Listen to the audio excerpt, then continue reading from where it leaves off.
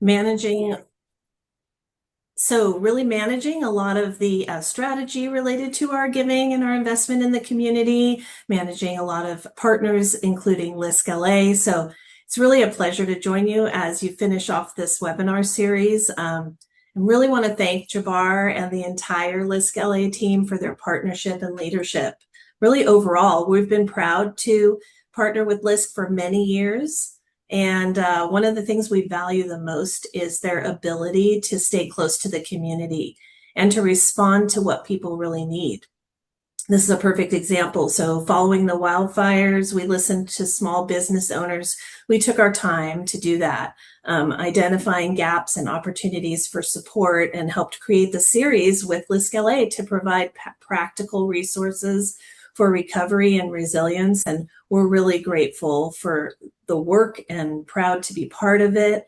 And at BMO, we know that small businesses are often at the heart of the community. They create jobs, provide essential services, help neighborhoods thrive.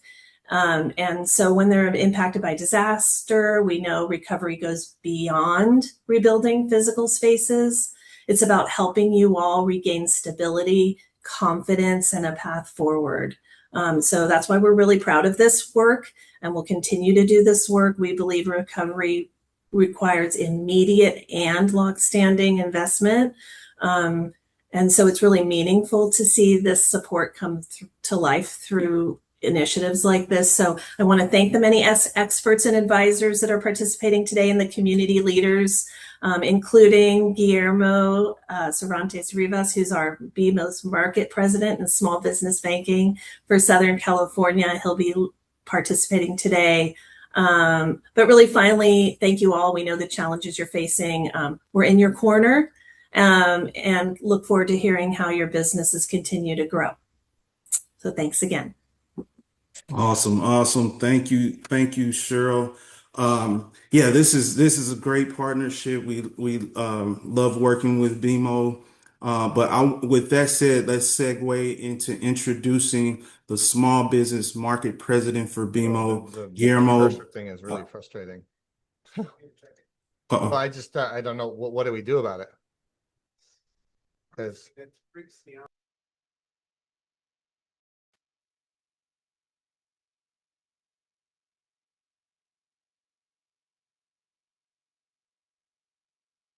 You're muted.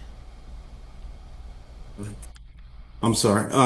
Yeah, we're going to introduce Guillermo, small business market president for BMO, where he's going to share insights on small business banking, access to capital, and financial resilience, as well as banking resources available to small business owners. So with that said, we'll pass it to Guillermo, and you can share your presentation. Awesome. Good morning. Thank you so much, Jabbar. Quickly, just to introduce myself, I am the market president for small business here at BMO, and we have a dedicated team of 13 small business officers, anywhere from Fresno down to San Diego, who are helping really kind of just move the heart of our communities forward, right? So whether your business journey is barely starting or you've seen some challenges along the way, we have a dedicated team to really help you with that. So I did want to just confirm really quick. Can you guys see my screen? Yeah, awesome. Yeah, so like I mentioned, at BMO, we have a dedicated team specifically for small business. And what we do is we start off with a lot of education. We start off with some coaching and really giving the business owners an opportunity to understand what is it that the bank looks at and how do we kind of prepare everybody to kind of take that next step into whatever they need to do for their financial goals. So for today, we'll go ahead and kind of give you guys a little bit of a better idea of what kind of financial statements really make the difference when you're getting ready for that possible credit opportunity for your business, or for anything that might help you close a gap with any type of cash flow needs that you have there. Working capital is truly important for every business, regardless of what stage they're in their business. And at the end of the day, having a good understanding of what statements look like, how they basically reflect your business, and ultimately, how is it that the business the banks are basically looking at those financial statements to make their assessment and their ultimate decision on taking that next step with the credit approval. So like I mentioned, financial documents are a valuable piece to show the flow of your money, and it truly is a really the viability to lenders on how to make that decision for that credit piece of it. So by the end of today's workshop, I really want to go ahead and hit on three things, right? Making sure that you feel comfortable when you understand the importance of financial statements and how that affects your small business operations and strategy. Recognize the use of these three common financial statements, and then learning from that information found on those balance sheets, profit and loss statements, and cash flow statements to really kind of build up on what you already have and ultimately kind of just get you to that next step. Now, we are going to modify our presentation just a bit because it is a digital presentation. We're going to go ahead and skip a couple of slides, but really, really go on to the foundation of the presentation here. So the importance of financial statements is they are your written records, right? This is exactly what describes your business activities and the financial performances for your company. Your business financial statements are basically a map, and it's like the health of where your business was in the past, where it is today, and what it looks like in the future. And it really shows how where your money is coming from, where are you moving it to, and where is it now. Financial statements show you how your business is growing and how well it's competing. And at the same time, on our side, on the lenders and the investor side, it's the profitability of your business and making sure that you are making the good financial decisions for the company. All right, so we're going to go ahead and go into the story of your financial statement. So there's three questions that look like that you can really tell from your financial statements on your end, right? So like I mentioned in the previous slide, it really tells you about your past. So questions that come up is, that you would look like when you're looking at your statements is the business really competitive? Is my business growing? Am I building the right equity and long-term stability for my business? What that looks like in your present state is where should I be spending my time, personnel, and funds, right? Am I on track to achieve the goals that I have set for this business? Am I in a positive equity position? These are snapshots of where you're currently at. And also, those statements kind of tell you a little bit more about the future. So when you look at those statements, you can see any type of patterns or any type of trends that you're seeing in the industry. Is your business profitable enough to take on more loans or debts? And then can I repay the loans in the future? Truly important. And then lastly, do I need a loan for future projects? So your statements can tell you a little bit and give you a little bit of a future look into what's next for the business, right? As you're looking at these documents, you really have a good understanding of, hey, is my company ready to take on that next step, that next loan? Am I ready to take on that future project that I'm looking at? What it tells us on the lender and investor side is we take a look at the past on some of those documents, right? Does the company make the right financial decisions? Has the company paid back its previous loans? Is the company profitable? Has the company built equity? These are all snapshots of things that happened in the past. What it tells us about the present is how much cash is available to support these new loans. Is the company currently using its capital? And then what is the company's current income and cash flows? Cash flow is something that we'll continue to talk throughout the conversation here, but this is truly important of where you're at in present state. And then lastly, so what is the company's current goals? Are we delivering on those goals? Is the company really hitting those markers that they have for their business? And then what those documents do tell us for future state is, can the business afford any new loans or debts? How's the business going to use a loan? Are these trends in the industry that might hurt or help the business? And then what assets are available to secure the loan in case of a default?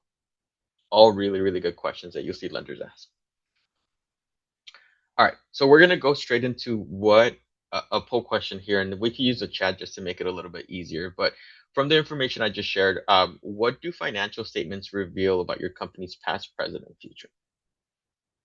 And I'm going to give you guys some time to look at it. So A, is your business growing? B, how many hours a week does each employee work? C, am I on track to meet my business goals? D, which marketing strategy is most effective? And E, are there financial patterns or trends? So I can't really see the chat too much, but here, we're going to go ahead and just continue on here. So what that is, it's basically your financial statements are revealing the past, present, and future of how your business is growing, whether you're on track for your business goals, and the financial patterns and trends of your business. All right, so we're going to go ahead and keep going. So a couple of statements. We're going to go through the first one. So the first one here is your balance sheet. And for the balance sheet, it's truly, truly important to kind of just understand what a balance sheet tells, right? So balance sheet is usually just a single page, and it provides you a snapshot of your company's financial picture at a point in time.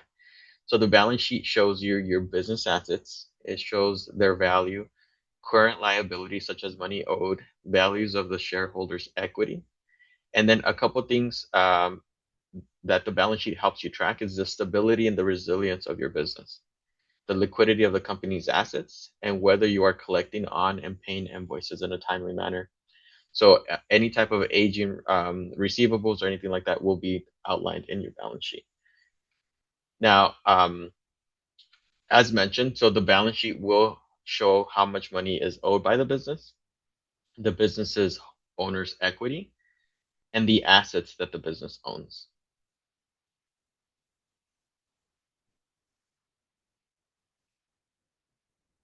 All right, so now we're going to go ahead and go into the next one.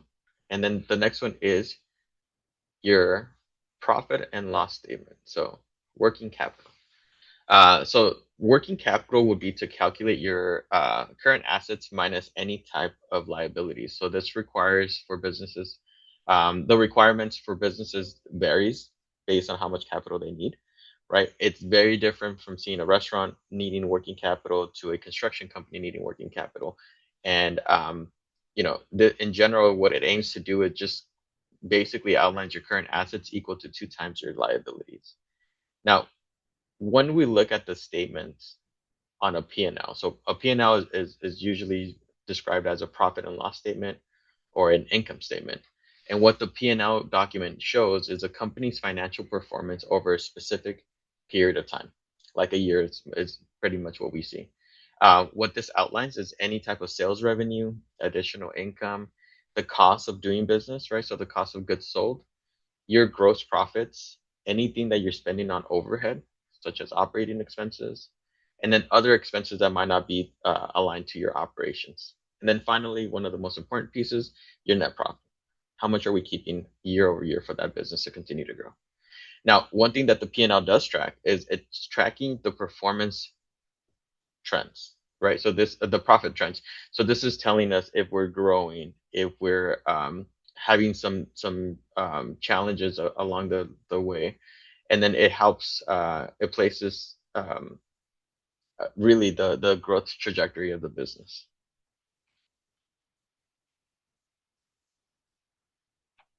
All right, and I know there's a couple examples that we do in person here, so I'm going to go ahead and move out of these really quick. And then lastly, so your cash flow statement. So your cash flow statement just kind of shows you a little bit more about your operations, some of the investment activities and the financing activities that you have there, what things are being paid, what things are you receiving funds on. And then more than anything, it tells you more about how your money is moving. Where is your cash coming from and where is it being spent? How much availability do you have for working capital? And then whether the company is growing. And a lot of the times we spend a lot of time here to really help businesses understand, hey, is it the right time to look at some of the expenses that I have on a daily basis?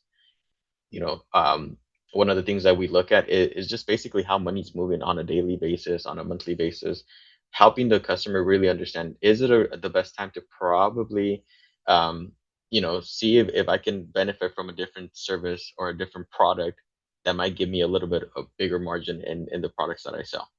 And truly, this is important, right? Because as we look for loans and as we look for opportunities for working capital through the lending piece, the business has to really understand, hey, am I getting the biggest margin for the products that I'm selling? Or is it time to reassess some of those products and services that I'm using currently to make the best use of that money that I have? All right. So one of the answers here basically kind of outlines your operations, the investments, and the financing behind the flow of your money. So in summary, just business financial statements are vital documents that help business owners understand their business past, present, and future. There are many uses for the business financial statements, such as showing lenders and investors the value of your business. And then 3 common financial statements that we use are balance sheets, profit and loss statements, and cash flow statements. Now, I did want to show you a couple more things just to kind of really help you with that piece about credit. So I'm going to switch over here and I am going to go over the 5 C's of credit.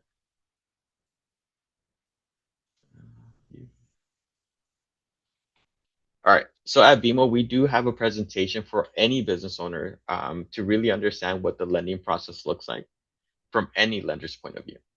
And what this is, it's basically going to help you really understand what are the key factors when I'm making a credit application, and what are those 5 C's that really make or break that ultimate decision that you're gonna get at the end of the application. So to really understand this is you're going to look at these 5 C's of credits, and we're going to go over them one at a time. So character is largely just an evaluation of the borrower's prior payment history, right? This is all around your credit score, the business credit score, and then looking at those credit bureaus for the opportunity to really enhance and really have that next decision for that credit opportunity or facility.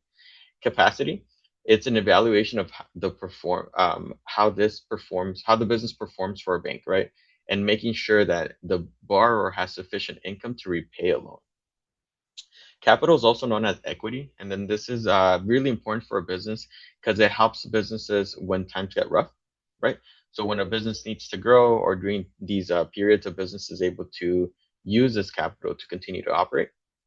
And then collateral, it's to support a loan in the event that the borrower doesn't make a payment on the loan. It's a good way for the banks to be able to accept a product or accept a credit opportunity for the business and have a method of repayment. And then lastly, conditions, right? So conditions are external factors that may impact your business. And these external factors do affect industries, economy, suppliers, and relationships. So really quick with character, this is basically just how banks are going to review the character of the borrower. They look at credit history obtained from a credit bureau report, and it's always important to keep really good credit history, especially if you're considering taking on that next credit opportunity for your business. And it becomes even more important to making sure that your personal and your business purchases are well aligned. Lenders try to keep an eye on your payment history, including lines of credits, credit cards, and how you pay your vendors. All of this is really, really important when it comes to that credit piece. When we look at capacity, this is how banks determine whether the loan amount qualifies you based on the combined personal and business income. So it just ensures that the capacity of your business, that you have the capacity to make that loan payment based off of that total income. And then the way that the lender looks at this is how you compare that income against your reoccurring debts, assessing the ability to afford another monthly payment. And then for capital, so banks look at capital more of a critical component just to kind of have that lending decision. So capital for a business can be anything from cash, equity, business assets, and it represents anything from a savings account, investments, or assets that can help you repay a loan. And the way that the lenders look at this is more around how, the more capital we have, the less risk there is in a default for a loan. So they'll consider all kinds of balances and potential liquid capital, including savings accounts, home equities, and checking accounts to determine how much they could approve. For collateral, this helps a borrower just kind of secure a loan, right? So if there is a default possibility, the lender can use something to back up the repossession of that product, and otherwise seizing that asset might be able to recoup any type of unpaid amount.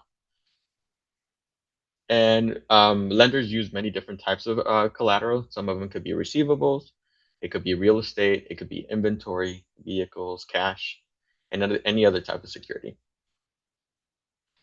Now, last one here is going to be your conditions. So conditions are a lot of external factors that can impact the demand of your goods and services, and sometimes as well as the supply of your inputs. So for example, one of the biggest ones that we had in prior years was COVID. right? Any type of conditions that affect us as a whole in the industries might specifically sway the decision on here. And you should just be ready and clearly present with the lenders on why you need the loan. So this is truly important for any industry, right? The business forecast really, really dictates exactly what the lender can do. So I am gonna go ahead and leave my contact information. If you guys want to know more about what my small business officers can do, there's a QR code right there.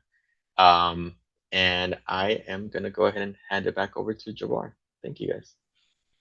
Awesome, awesome, Guillermo. That was great information. I love the 5 C's. There was a question in the chat in regards to the resources and being able to see these resources later after the call. So I put the link in the chat. Also, feel free to send your questions to the chat, and we'll get back to that in our Q&A.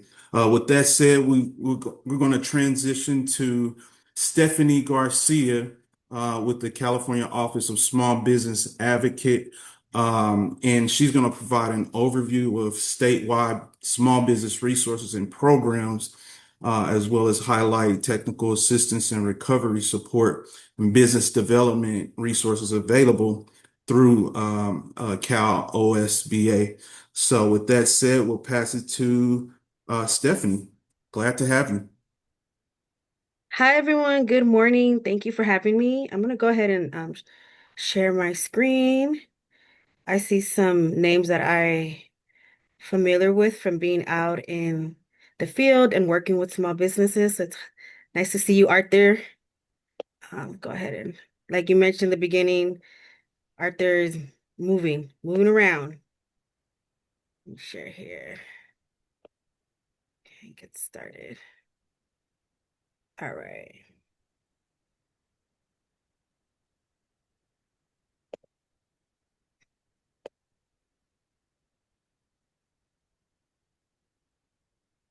Okay.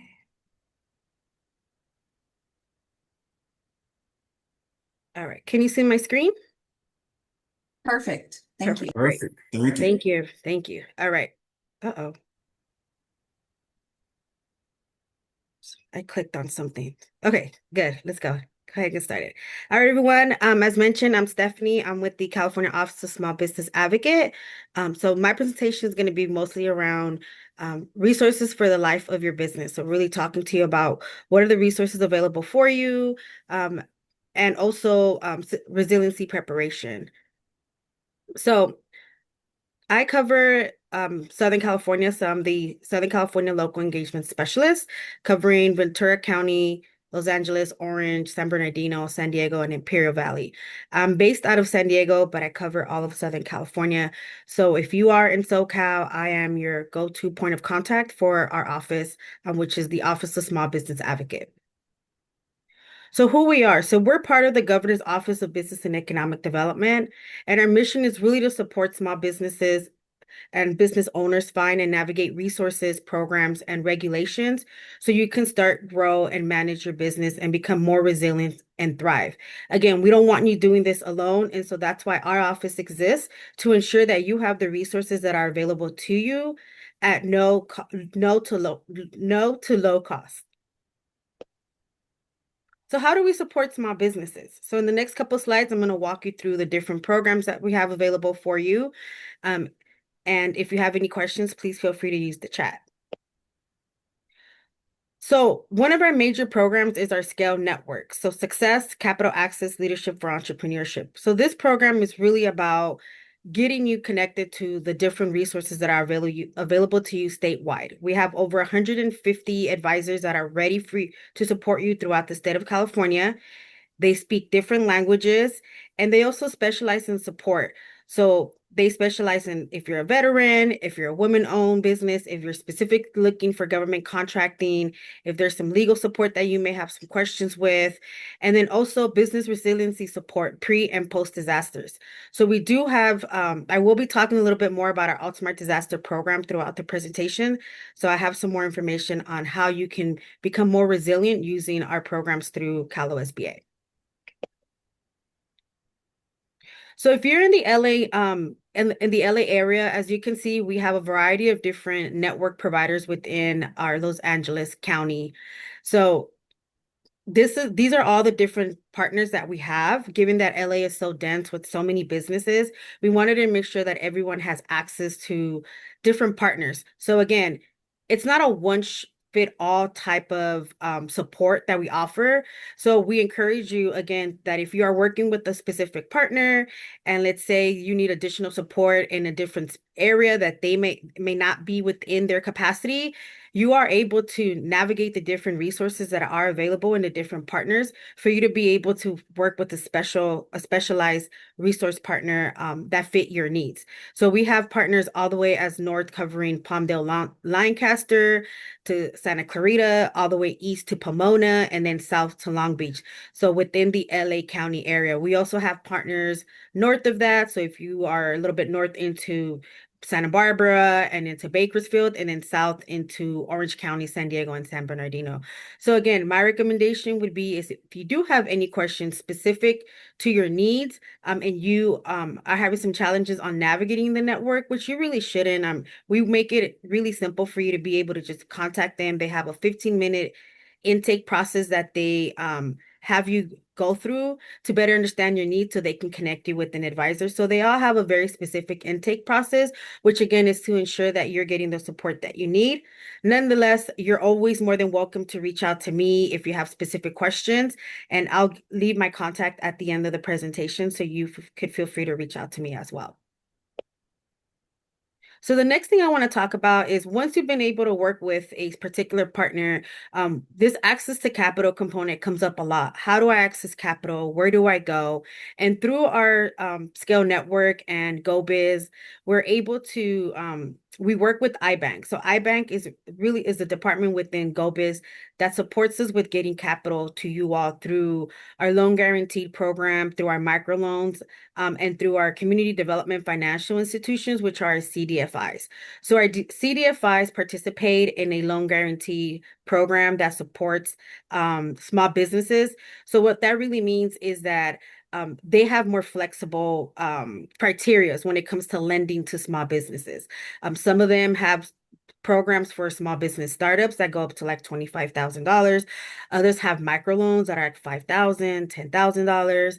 And then we also have CDFIs that offer larger loans depending on what your needs are. So again, if you are in real estate, those tend to be larger loans that you have to apply for, and we have CDFIs that can support you with that. But again, to everything that Guillermo was talking about, you really have to ensure that you have all of those pieces put together for your business. So your financial statements, your balance sheets, those are really important because they're also looking at that. However, with some CDFIs, they can be more flexible where maybe if you're only asking for less than 25,000, they're using your own personal credit as a guarantee. So you're using that, and some of them may not even ask for credit scores as a requirement. So they're looking at you more holistically. They're looking at how many hours have you been able to invest in your business by working with a small business advisor through the Scale Network. Because again, as he mentioned, the five C's of credit, or there's one in there, I believe, called character. And so with that one, that's where your advisor comes in and says, hey, I've worked with, Arthur. He's done 25 hours of business development through us, and we are very confident that he's going to be able to pay off the loan. We went ahead and not only walked him through his projections, but then we're also walking through him on how to utilize those particular dollars after he gets the loan. Because again, you're not done. Once you get the loan from the CDFIs, they want to make sure, or the banks, they want to make sure that you can pay it, right?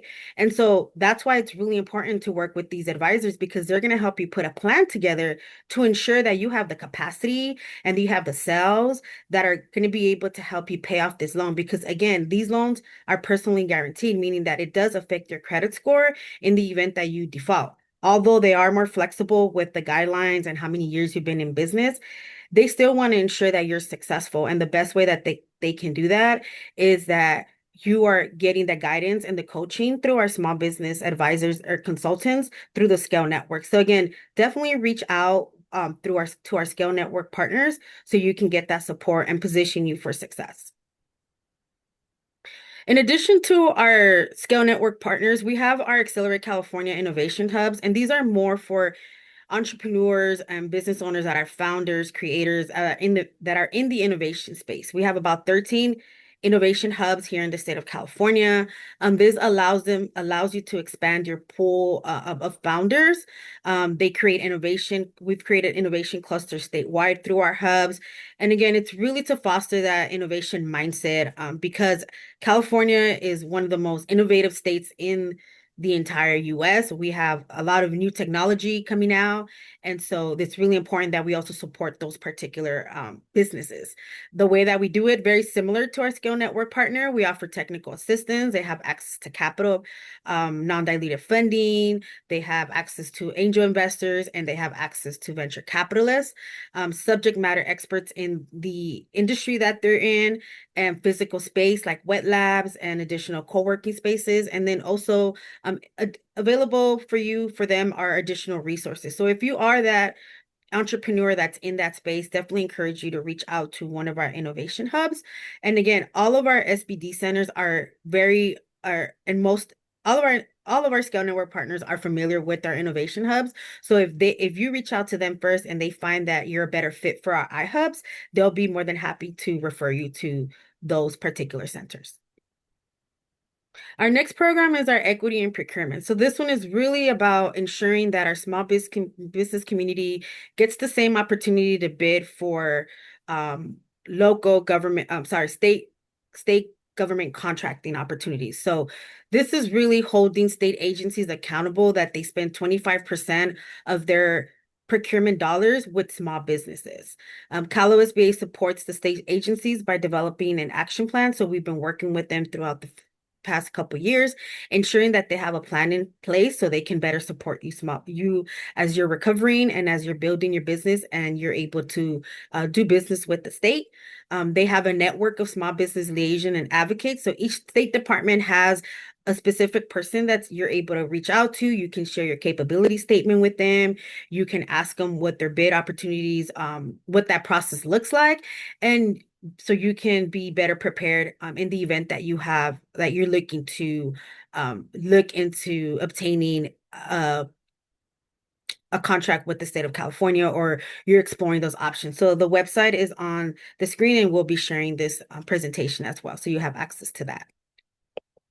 Our next one is our Outsmart Disaster Program. So our Outsmart Disaster Program is really a one-stop shop resource to help you prepare for and recover from any disruptions of your business. So not just a disaster, not just Mother Nature, but also, for example, the recent raids that we had in LA, the recent ICE issues that we had, which we also can talk about. For example, I have a small business, and back in 2022, I have a trucking business. My truck was rear-ended by another big rig, and we completely lost our equipment. It was completely salvaged. We lost everything. So those are the type of disruptions that can occur. Fortunately enough for us, we were able to recover within a year and a half. We had money in our savings account from our business. We were doing really well. But again, this is just something as an example that is there to prepare. This resource is here to prepare you, so you are aware of how you can become more resilient. We offer free tools, tips, and easy to use resiliency roadmaps that you can access online. And again, it's better. We ask you that you prepare today to recover faster tomorrow. Also, in our Outsmart Disaster, we have a recovery page with information of other state agencies that can help you during this recovery process, and with information on how to navigate insurance. So I know we're going to talk a little bit about that later. Or I'm sorry, I know you had a presentation about insurance, but we also have some resources for you as well in our Outsmart Disaster page. So I'll go ahead and put that link at the end of the presentation.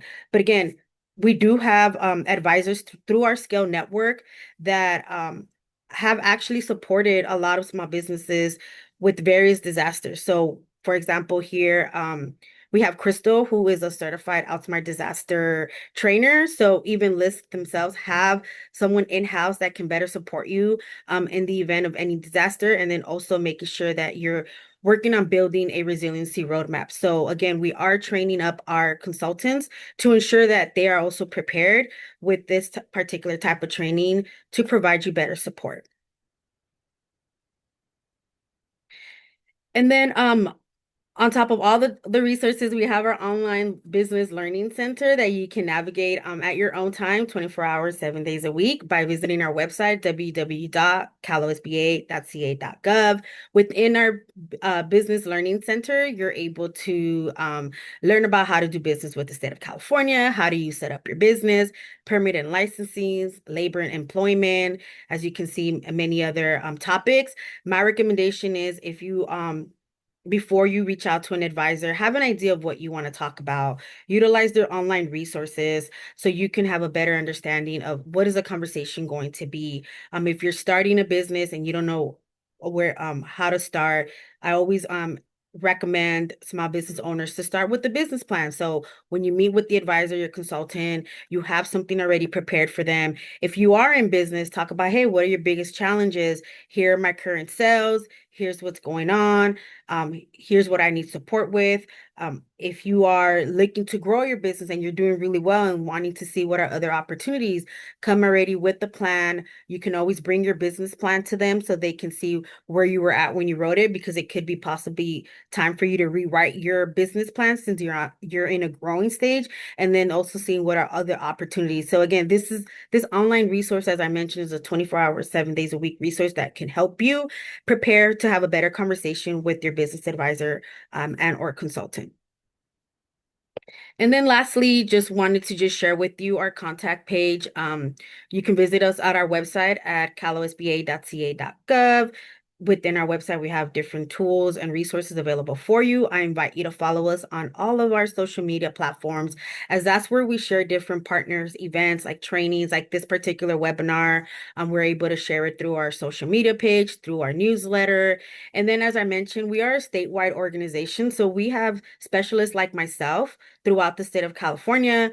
We have specialists in Northern California, along with the regional advisor. We have specialist and a regional advisor in Central California. And then here in Southern California, it's myself, along with our regional advisor, Julie Klaus, who's also our assistant deputy director. And then we also have here our resiliency training coordinator, Susana Ramirez Munoz, who's here to support us with our Outsmart disaster program. So if you do have any questions that are specifically with business resiliency, or if you have any specific questions with Outsmart disaster, Susana is your point of contact. If you have any general small business related questions, if you need support with navigating our scale network, or which program best fits your needs as a small business owner, then you can reach out to me as well. And I'll go ahead and share my contact information here shortly when I'm done. So again, thank you so much for having me today. It's been a pleasure being here. And again, as I mentioned, I'm here to be a resource to you as you're building your business and navigating resiliency. So thank you again for all your efforts. Awesome. Awesome. Thank you, Stephanie. I appreciate you hopping on. That was, great information. We want to provide those resources. With that said, we'll follow up again with more resources and provide this information after the call. I want to transition to Ritu Mahajan Estes with the public counsel. She's going to highlight available legal support. We know finance and legal kind of go hand in hand with business, specifically around risk mitigation. So she's going to speak about business protections, compliance considerations, as well as recovery and related guidance. So with that said, I'll pass it to Ritu and we can take it from here.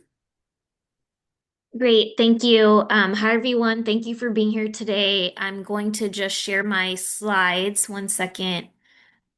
Okay, can you all see this? Okay. Yes, looks good. Okay. Thank you. Okay, great. So my name is Ritu Mahajan. I'm with Public Counsel. I'm an attorney that directs our community economic development work. I've been at Public Counsel 17 years, and our community development project provides free legal services to income eligible small business owners, as well as nonprofits that are serving low income communities. I'm going to just touch on a few issues that I've seen small businesses grapple with in the wake of the wildfires and other natural disasters. And then I'm also going to explain how you can get connected to our free legal services. So again, the information I'm providing today is just a general overview. It's not all inclusive. I'm not providing legal advice. But as I said, if you do need one-on-one legal assistance for your small business, please reach out to us uh, as we serve hundreds of businesses every year. So the LA Regional Small Business Legal Aid Program, for those that aren't familiar, it's a partnership between the County of Los Angeles, the City of Los Angeles, Beth Tzedek Legal Services, and Public Counsel. We started this partnership in 2022 to help small businesses that were impacted by the pandemic. And we've kept it going ever since. Public Counsel has provided legal aid to small business owners since the 1980s. So we have a long history of helping this sector. And, we're very familiar with the types of legal issues that business owners experience. So through this program, we provide trainings, we provide written resources, publications, as well as one-on-one legal assistance. The types of issues we can help with include commercial leasing, landlord-tenant disputes. These days, we have a lot of small business owners coming to us with EIDL loans, the economic injury disaster loans from COVID that they received, and they're unfortunately not able to pay them back. So we do some debt negotiation and helping people understand what their options are. We give advice and help people create business entities. We can help you review or draft contracts. We help business owners apply for trademarks and patents and copyright. We also give advice on employment law issues. So we have clients that reach out, wanting to understand wage and hour rules or the rules around hiring people or letting them go, as well as reviewing employee offer letters and handbooks.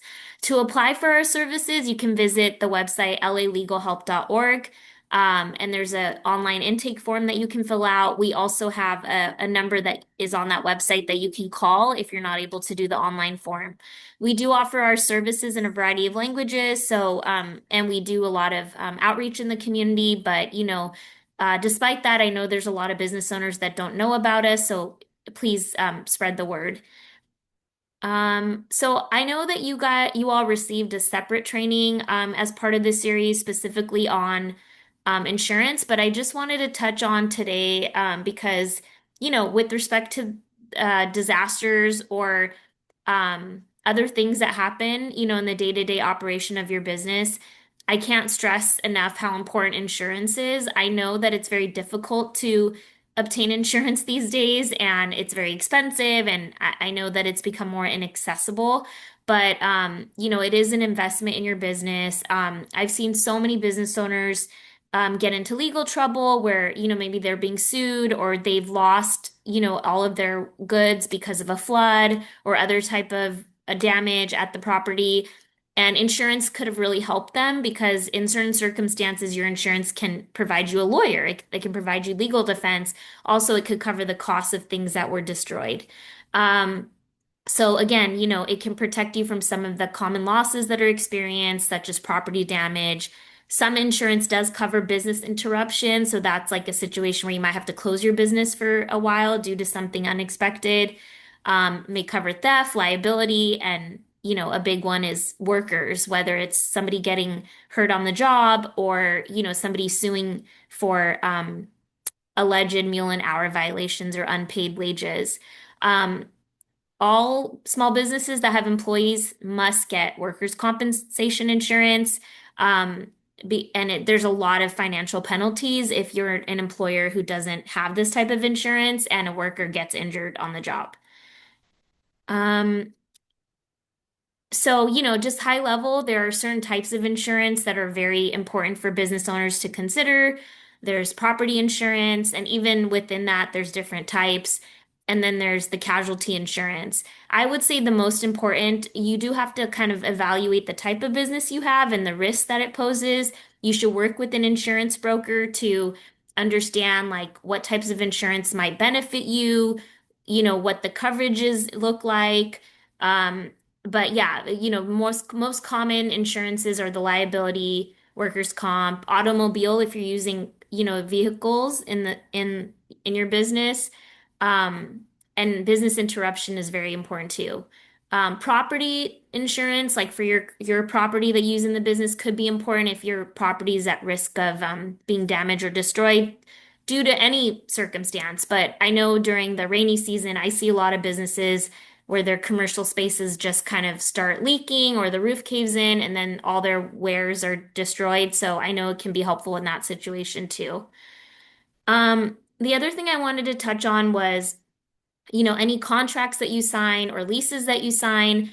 It's important that you have the help of a lawyer if you can find one, including public counsel, before you sign these documents because you want to make sure that they're as protective of you as a business owner as possible. Um, when COVID hit and when the wildfires hit, some people were able to cancel contracts and commercial leases because their documents did have a provision that would have allowed them to do that based on a natural disaster. So, just things to look out for when you're signing these kind of documents. Like, what does it say about if something happens unexpectedly? What's your right to terminate the agreement? For my commercial tenant clients, it's important that there be strong provisions in the lease about the repairs and maintenance obligations of landlords. So it should be very clear who's to repair what, and to the extent possible, putting repairs that relate to the structure or the foundation or that should be the landlord's responsibility, making it clear that it is their responsibility in the lease. You also want to have really clear dispute resolution provisions in these contracts and leases because, again, things happen, people get into disagreement, so it should be clear what the process is going to be to try to resolve a dispute. And then I just wanted to provide some resources. So I know some of you when last year when we in 2025, there was a lot of resources put out to help wildfire impacted businesses. Just reminding you all that the state has a lot of great resources on this, like formal preparedness plans that you can put into place for your business and your workers.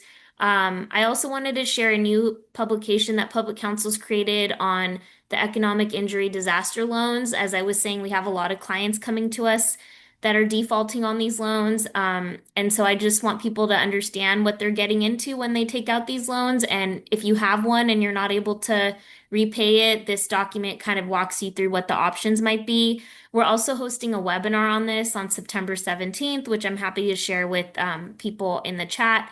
And then I also wanted to share the state of California has a commercial insurance guide for small business owners that you can access at the last link here. And yeah, if you need any help, this is my personal email address. This is our phone number if you want to leave a message. And then I will also put the link to the application in the chat. Thank you. Awesome, Ritu. Thanks so much for this information. This is great, and yeah, I think these are important resources for the folks on the call. What we'll do now is kind of transition to our community partners and allow them to speak and give some remarks as well. So first up, we have Judy Matthews from Altadena Chamber of Commerce, and she's going to share some brief remarks. Again, we're representing the Altadena community and highlight some current needs, recovery efforts, and small business support priorities that they have there at the chamber. So with that said, we'll bring Judy to the stage. Thank you.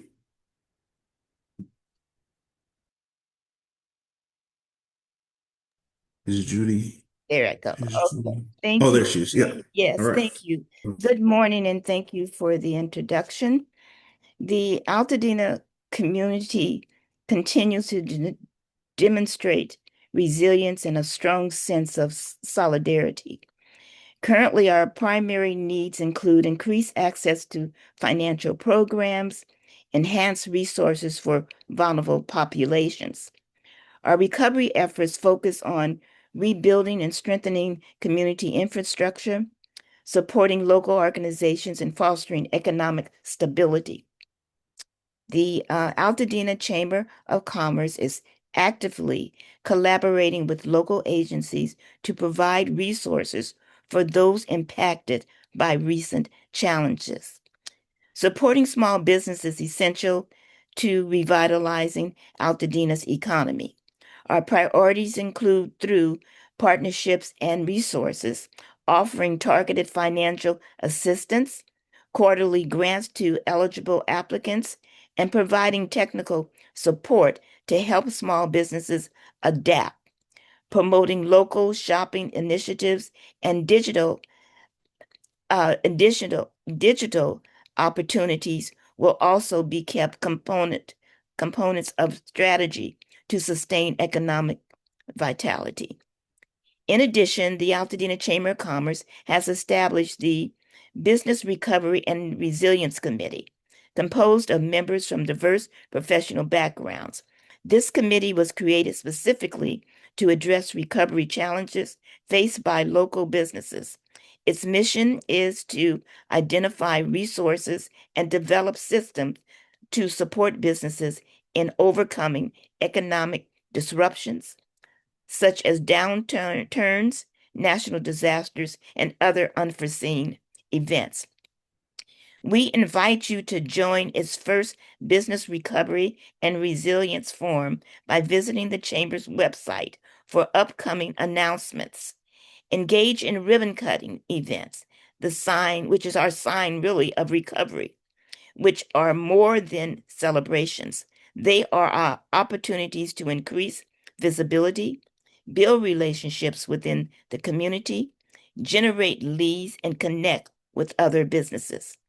Additionally, mark your calendar for the Chamber's signature event, Small Business Saturday, November 28th, at Mariposa Junction to support and promote our small businesses.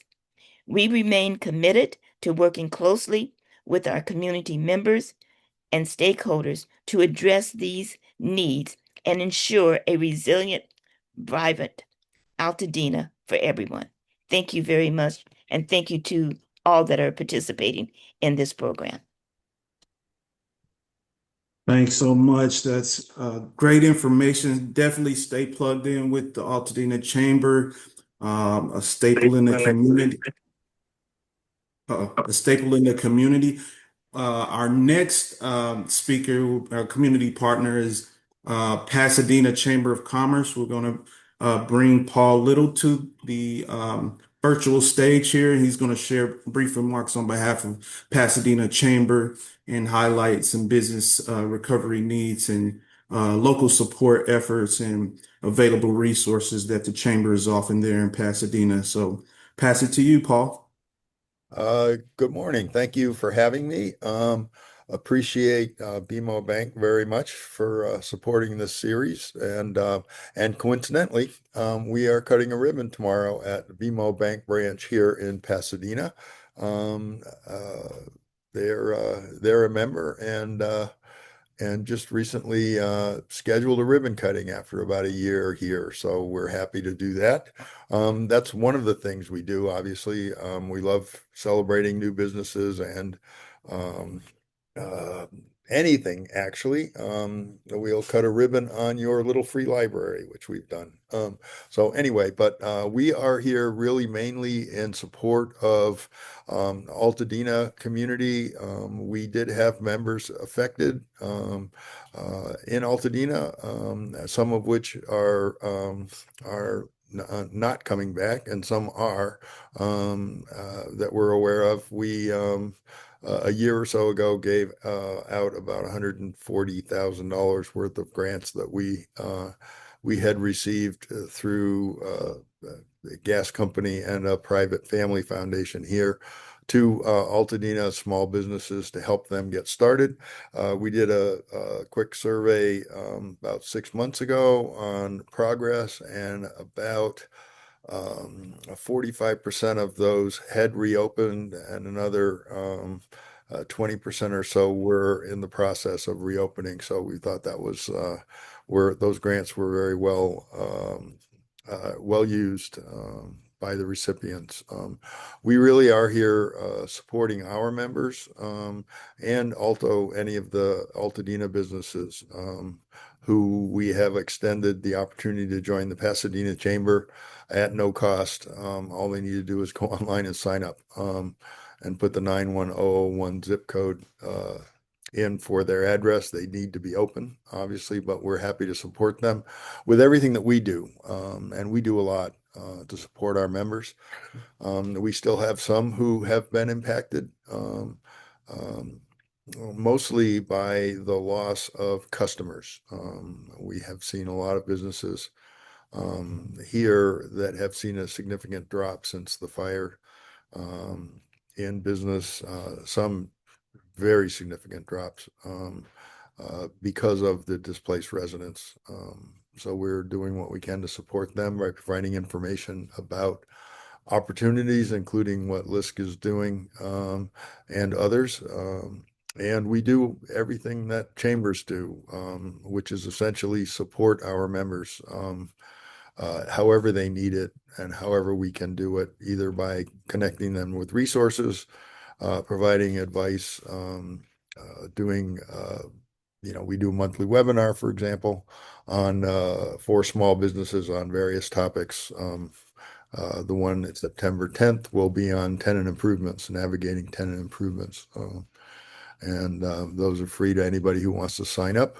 Altadena Chamber is a partner in those. Again, we're here really just to support our members and the community and everyone and anyone impacted by the devastation of the Eaton fire here. If we can help in Malibu and Palisades, we're happy to do that as well. We all collaborate with each other and really work to try to support each other. I will put my email and our website in the chat, anyone who's interested. If you are doing business in Pasadena, the best investment you can make in your success is joining the Pasadena Chamber. Likewise, anyone in any community, if you are not a member of your local chamber, join because you will certainly get your money's worth out of that. And we all work very hard to make sure that our members are prosperous. So again, thank you. I appreciate it. I will put my information in the chat. Appreciate being here. Look forward to cutting a ribbon on Colorado Boulevard for BMO Bank tomorrow. So thank you all. Awesome. Perfect timing, huh, Paul? We'll kick it over to Miriam Czar for our final remarks from our community partners.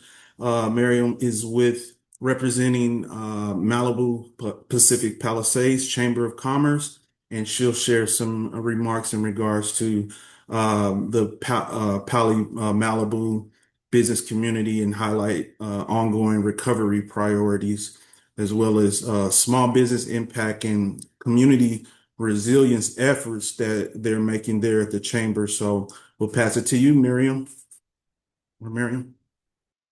Yes, hi. Thank you. Thank you all for having me. Thanks to LISC and BMO for bringing us together. I can give you a little overview of how it's going in Pacific Palisades and Malibu because the Palisades fire impacted both of these communities.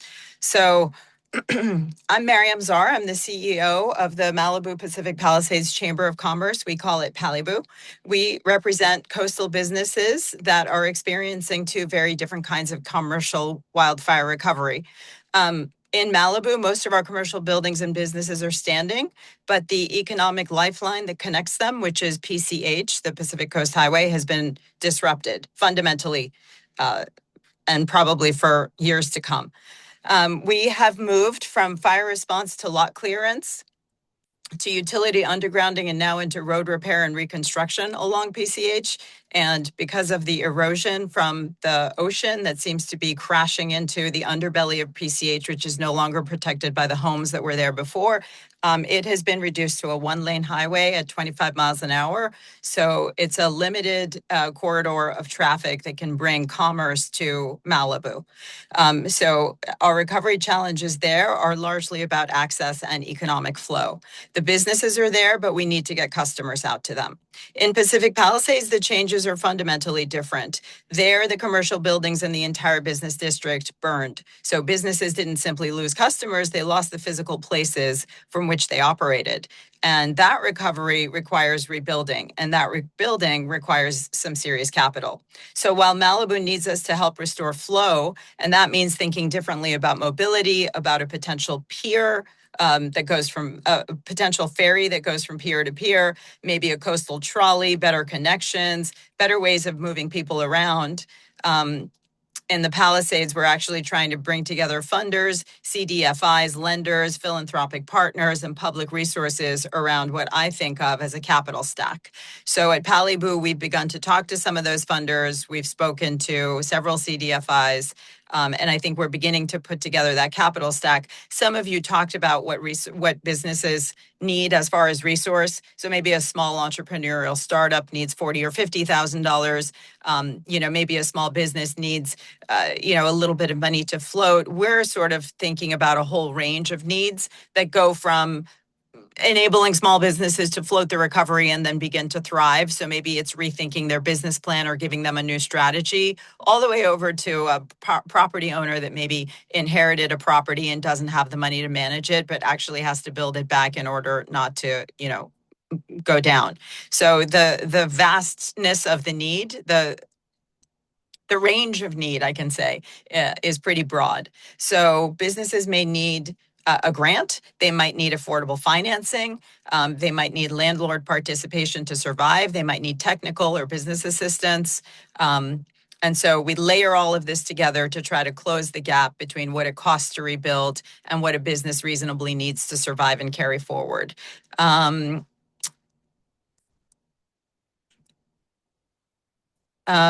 We have our eye on LA 28.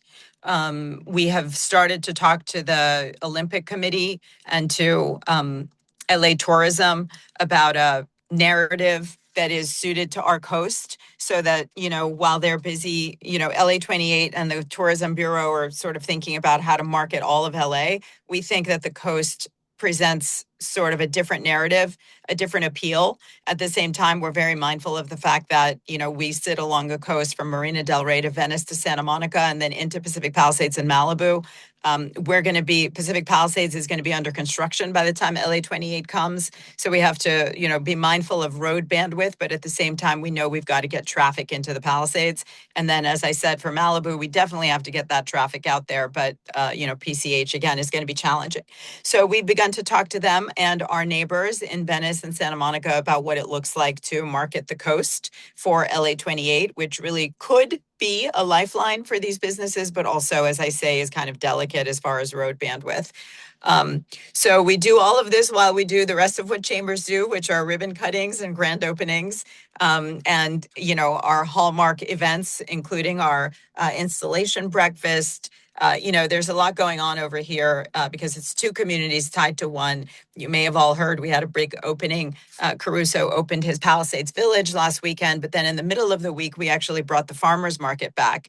And without a real grocery store, the farmers market kind of becomes the grocery store for local people. So there was a lot of excitement and hype around that. So, the chamber has a little bit of a different role these days. We welcome different sorts of businesses right now, but we do have more boutiques opening. We have more sort of investment in long-term construction related or architectural related businesses that are coming in. So we try to fill a lot of needs right now, and it's fundamentally a different chamber than it was before the fire. So happy to engage anybody in questions, but largely funding is important for Pacific Palisades, and I hope everybody kind of holds on to that idea. It's not over yet. Palisades Village did open, but there's a long way to go. Great. Thank you. Thank you, Miriam. That's good information and insight. Hopefully there's some questions percolating. I don't know if team have we answered all of the questions in the chat. If not, if you have any questions, you want to hop off of mute and ask any questions, specifically, if it's related to, helping your business, any specific issues that you think our panelists can assist with on this call, feel free to hop off of mute or even put your question in the chat and we can direct that to the appropriate panelists. Do we have anything? No questions. No questions yet. I would say, one of the things, I would say in regards to, the topic of cash flow and business resilience, Guillermo, maybe you can assist with, if there's just in general, based on, some of the feedback that we've got from some of the applicants, where do you see, opportunities for these small businesses to plug in with your ecosystem at BMO and with respect to better positioning them for bank readiness. That's pretty much what it's about. But like I said, maybe explain a little bit and give some color to your ecosystem there at BMO and all the resources that you all can provide outside of what you've talked about today. Is Guillermo still on?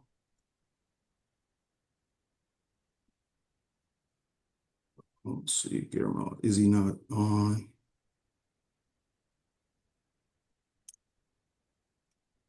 Oh, Guillermo's not on? No, but Cheryl commented in the chat. Oh, she did. Okay. I didn't see him leave the chat. Okay. Well, let me see. Okay. All right. Well, with that said, is there any other questions? We kind of moved through this pretty fast. We tried to provide a good overview of all the things that you need. I think what we will do is try to put together, a survey. So just want to tee that up I see to that get there's someone addition. that had a question. Oh, there's someone that has a question. Feel free that they put it in the chat or It's from Nicole. Nicole. Well, I'll She can answer that.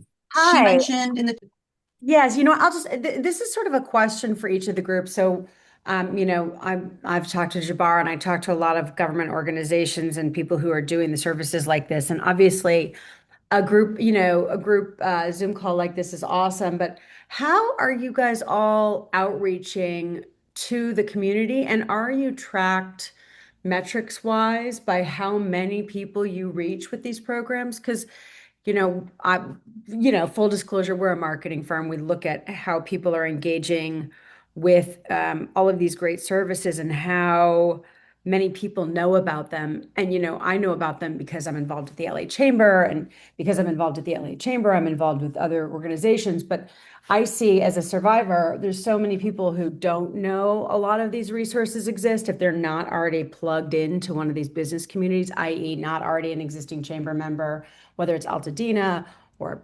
Pasadena or PaliBu. Unless you are a member of those chambers, you don't really know necessarily that these things exist. And I'm curious, is there an outreach plan for each of the organizations that presented today for reaching people that are outside of these particular channels? Any panelists want to chime in? Yeah, go ahead. Yeah, so I can go ahead and answer, Nicole, what we do here at CalOSBA. So through our programs that we have specifically, I'll use our Scale Network partners as an example. One of their metrics is an outreach metric. There is a requirement that they do need to market and outreach to small businesses throughout the regions that they're in. So I'm not in the program team, so I don't know specifically what those numbers look like, but we do hold our partners accountable to ensure that they are reaching out to other communities. Some of our partners subcontract out other nonprofit organizations that are big in the community so they can be able to do the outreach on their behalf. That's how some of them operate. Others operate by putting together clusters of centers throughout different communities and neighborhoods so they can get the word out outside of the chamber. Another thing that we do in our office is that we build relationships with a lot of elected officials, assembly members, senators, mayors, and economic development folks throughout the state of California. And when they put together their small business expos, we come in as a partner and support them. We also have our marketing channels internally through our office. In addition to us as specialists, we at times do promote these within our network. But a lot of the times, to your point, we are hearing that these resources are not getting to the hands of a lot of small business owners. So a lot of it is word of mouth. Unfortunately, that is where we at. No matter how many flyers you put out there, no matter how many LinkedIn posts and Instagram posts, and we still are really dependent on small businesses to share these resources throughout their community along with the chamber. So I know that one of the things that we have this conversation all the time in our engagement and our outreach team, which I'm part of. And it's really about getting into the rural community. So, for example, one of our specialists in Central California, he has a majority of rural communities. He's putting together quarterly rural Chamber of Commerce info session. So it's like a roundtable where all the Chamber of Commerce that are in the rural communities could come and join, learn about the different resources. Because again, there's only 4 of us in the state that are in the field, and I have all of Southern California. I live in San Diego.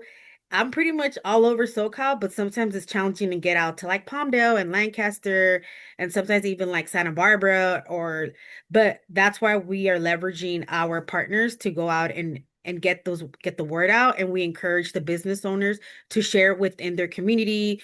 We also are connected to some communities within Facebook groups, so we're really doing the best that we can. But again, to your point, Yeah. a lot of people still don't know, and Well, that's a you're- question we're still trying to answer, trying I'm- to figure out. Yeah, I mean, first of all, you're not an octopus.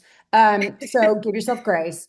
Is there an appetite for, because what we do, what we find is, we've worked on the consumer side, and what we constantly marvel at is that organizations like government, educations, and nonprofits just don't understand how marketing works, because you can actually track and you can put data points to all of the components. Is there an appetite for that within the government or within some of these organizations that do have metrics that they want to meet? Yeah, That's I mean, Go yeah, go ahead. ahead. Go ahead, Jamal. No, I was saying, yeah, it definitely is an appetite for it. I was on a call yesterday with Milken Institute, and that was something that was talked about. Now, the other side of that is information overload, which we're getting the information to them, but it's so much information they don't understand where to start, and so there's a sequencing issue. You gotta, diagnose the issues with these businesses, but then there's a sequencing issue, to where businesses know where to plug in, they need step 1, step 2, and so that could be an issue that needs to be addressed. But there's definitely conversations being had. I think that was these are great resources, and then platforms like this bringing folks together. We in the strategy for this program was to partner with organizations and solicit that communication support, but tracking it, I think that's key too, and so that's some of the things that we're looking at. There's platforms out there, that are kind of doing this work. We're plugged in with the LA Chamber, and they're getting the game, LA.com. And I would recommend, can we put that in the chat, Crystal, getting the game, LA.com, and But I think that would be, another platform is kind of an example of where you can plug in. It's a resource. Our calendar, we have advisors on that platform where we actually have our calendars connected to that platform. So you can set up, 15 to 20-minute calls and learn about coaching. But there is a analytics aspect that's tied to that, the quality of that coaching session, things like that. So I definitely hear what you're saying, Nicole. But another, question that's posed to this audience is, what ideas do you have, that could help you in your situation that maybe we could discuss briefly here? I would love to That ask the BMO. I would love to ask the BMO as a small business owner. I would love to ask sometimes you're at a chicken and an egg situation because we go after government contracts all the time. And the question is staff, which is when do you begin to prep staff? And from a loan standpoint, when you've historically won contracts, what's the tracking methodology that the banks use for past performance? And what that means for scalability, for future performance. I'm curious, just that simple metric. I know that some of it was discussed, but using that particular example, I'd be open to any of the bank's ideas on that. That's a really good, I'm glad this is recorded. Guillermo from our market president from our small business banking team had to jump off, but we will absolutely share that question with him. And we have a zero barriers to business team that works with underrepresented businesses, and we've given other presentations. So working with many nonprofits as a result of our wildfire recovery fund. So yeah, I'm happy to ask that question and work with Jabbar on how we can get the answer and more resources back to everyone here and beyond. So I'm not the expert in that. I'm on the philanthropic side, but absolutely happy to field that for you. Thank you, Cheryl. Great. Yeah, and that, that kind of goes back to what I was saying. We have our own ecosystem, LISC LA, and then BMO has their ecosystem as well. So, definitely want to plug in with LISC LA and get on our newsletter. We can share that. I see Crystal popped off. So if there's no other questions, we can kind of leave with those some closing remarks and next steps and communications that are going to come from this. But I just want to say thank you to everyone. Again, BMO, thank you for your support. This has been great. I think we have great information, and I think we're going to try to build some other products and programs that try to fulfill these needs that you all have in these impacted areas. But I'll pass it to Crystal, and she'll talk about next steps and the communications and resources that we'll be able to provide post this webinar. Awesome. Thanks, Jabbar. And I put in the chat, there was a question about how we're getting the word out. And there's an organization that I linked there and their impact report. It will be very telling to anyone who has not heard of this organization and aware that they do door knocking campaigns to small businesses. So there's that in-person component, and that's where we get we fill the gap. So of course, we're aiming to reach you all in these digital formats and workshops in person and conferences, but a key component is meeting business owners where they are, because they are busy running their business. So we go to them. And so that's one way we get our information. And then we tailor our outreach plans internally as LISC LA, when we are aiming to reach businesses for different programs that we have, including this one. That's where we are aiming to just, again, kind of reach businesses we normally wouldn't reach through our marketing channels. So let me go back to, it opened up my previous presentation, but what I'm going to share is the grant deadline that's coming up, because that is one program that we do have actively open right now. And so there was a question in the chat that I also responded to about when you will be notified. So applications have been under review. The deadline is August 31st.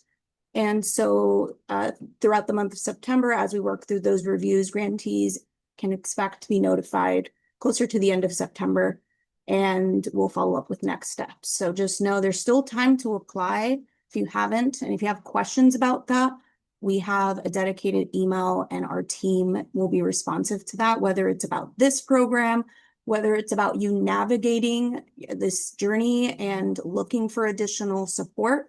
You can reach us at that email as well beyond this program, and we can do what we can to support.